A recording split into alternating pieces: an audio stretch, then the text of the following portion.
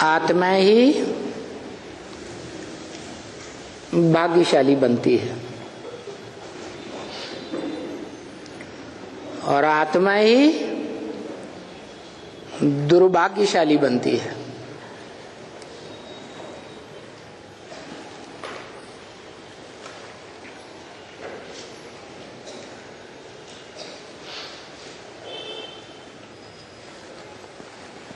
किसके द्वारा? हैं?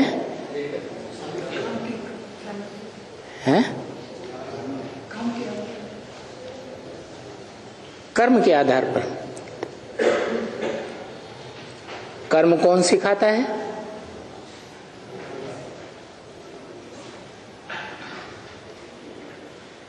कर्म, अकर्म, विकर्म की गति कौन बताता है?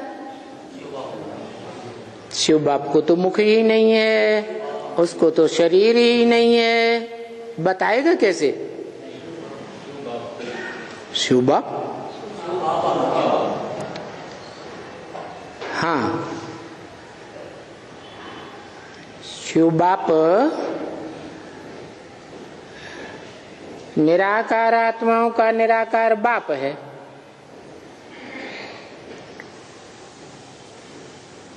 निराकार बाप से तो निराकारी ज्ञान का वर्षा ही मिलता है।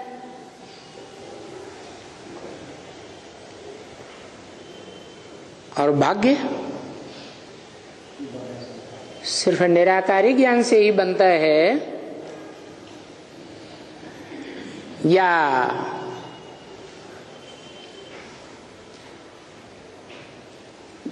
कोई और भी है जिसके द्वारा आत्मा भाग्यशाली बनती है?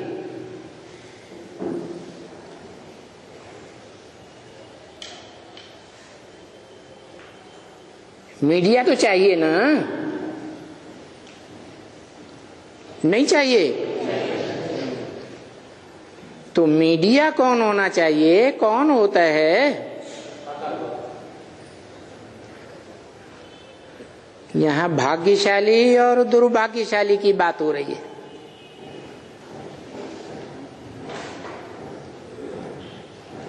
धनवान होगा तो धनवान बनाएगा, ज्ञानवान होगा तो ज्ञानवान बनाएगा,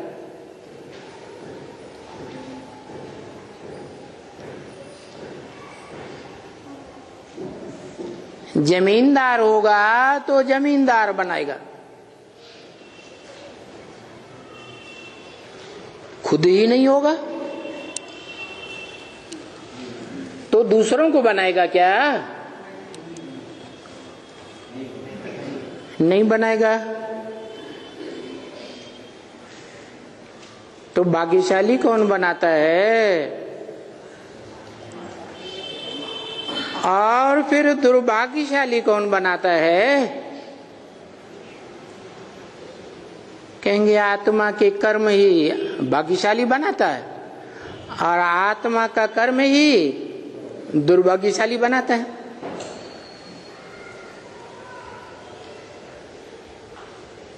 तो वो कर्म की गति प्रैक्टिकल में सिखाने वाला कौन?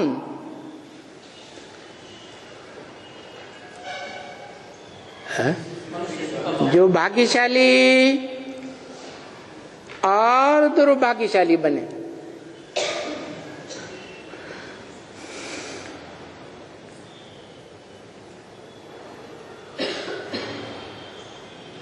शिव बाप तो प्रैक्टिकल सिखा ही नहीं सकता, क्योंकि वो तो निराकार आत्माओं का निराकार बाप है। वो तो साफ कहता है मैं त्रिकालदर्शी हूं, परंतु मैं मास्टर त्रिकालदर्शी नहीं हूं।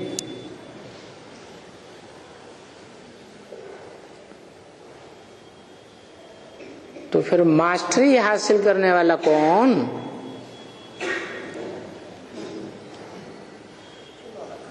अरे बताया तो है, तुम बच्चे हो नंबर बार मास्टर त्रिकालदर्शी। तो भी कर्म अकर्म विकर्म की प्रैक्टिकल मास्टरी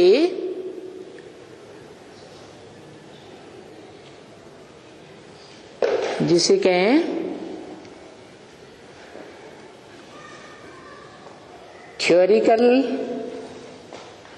थ्योरेटिकल मास्टर नहीं, सिर्फ इसके साथ साथ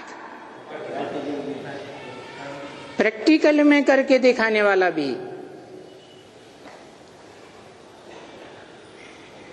क्योंकि थ्योरी में कोई पास होता है और प्रैक्टिकल में फेल होता है तो क्या माना जाता है? फेल माना जाता है।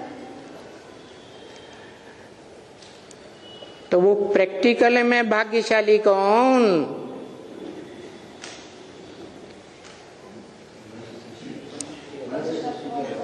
जो सबको भाग्यशाली बनाए।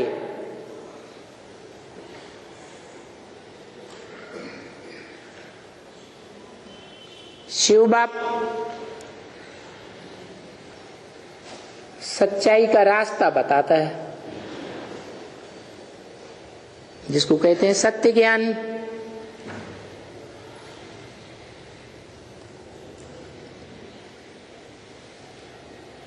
उस सत्य ज्ञान से ही सत्युग स्थापन होता है, सत्व प्रधान दुनिया बनती है।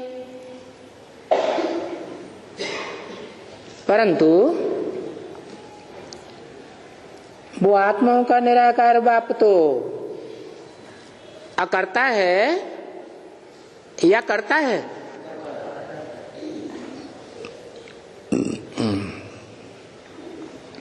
तो जो स्वयं अकर्ता है वो तो प्रैक्टिकल में न कोई को भाग्यशाली बना सकता है, न कोई को दुर्भाग्यशाली बना सकता है। तो क्या करता है वो?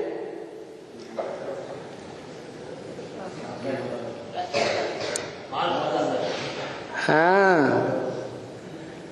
जो गीता में बोला है अर्जुन से, अर्जुन की तरफ इशारा किया, इदं शरीरम कौन्तेय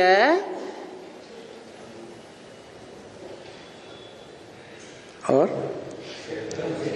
क्षेत्रम मिथ्याभिधीयते। हे अर्जुन, तुम्हारा यह जो शरीर है वो कर्म अकर्म विकर्म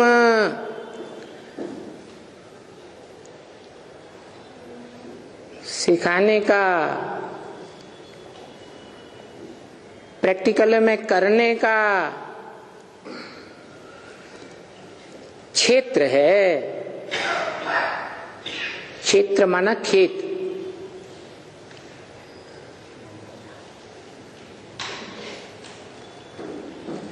उस खेत में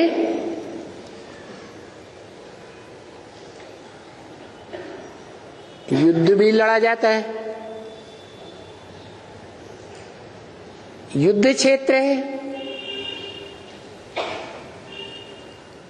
मूल रूप में कर्म क्षेत्र भी है।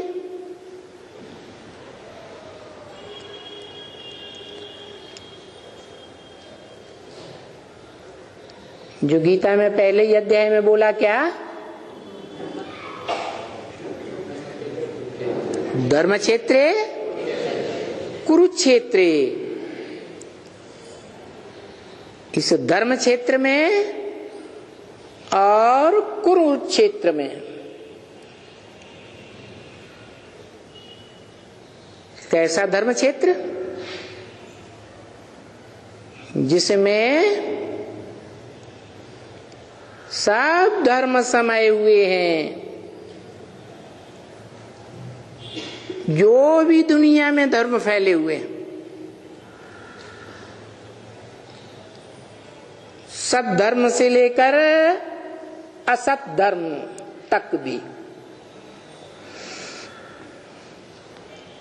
और उन धर्मों के आधार पर उन धर्म के जो प्रणेताएं गए हुए हैं, धर्म पिताएं गए हुए हैं, उनके द्वारा अथवा उनके फॉलोअर्स के द्वारा या गद्दी नशीन गुरुओं के द्वारा धर्म के आधार पर जो कर्म निर्धारित किए गए हैं, हर धर्म में अलग अलग,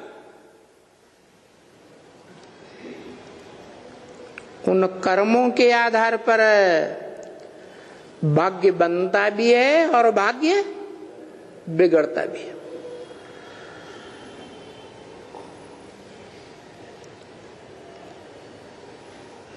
अब हिस्ट्री में देखा जाए तो धर्म जितने भी हैं दुनिया में, वो सभी धर्म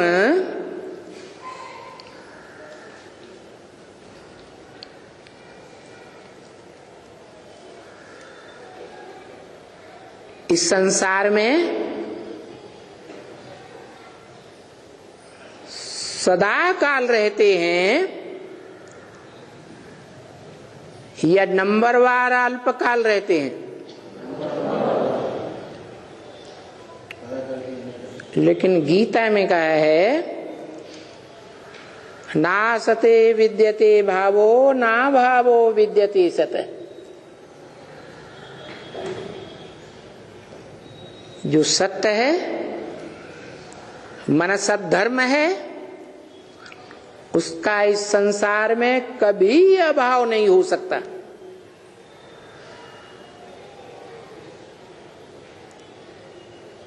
कि आज है और कल ना हो,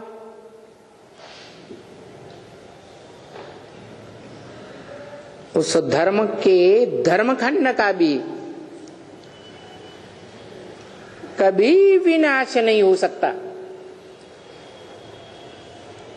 कि आज वो धर्मखंड रहे सत धर्मखंड और कल न रहे। सत है तो सदा काल है या अल्पकाल है। जैसे कहते हैं God is truth, truth is God. तो ऑलमाइटी गॉड है तो उसकी सत्ता सदा काल होगी या अल्पकाल होगी? है सदा काल होगी। इसीलिए भारतीय परंपरा में उसे कहते हैं सदाशिव। क्या? सदाशिव। और फिर टाइटल भी देते हैं, सत्यम शिवम सुंदरम।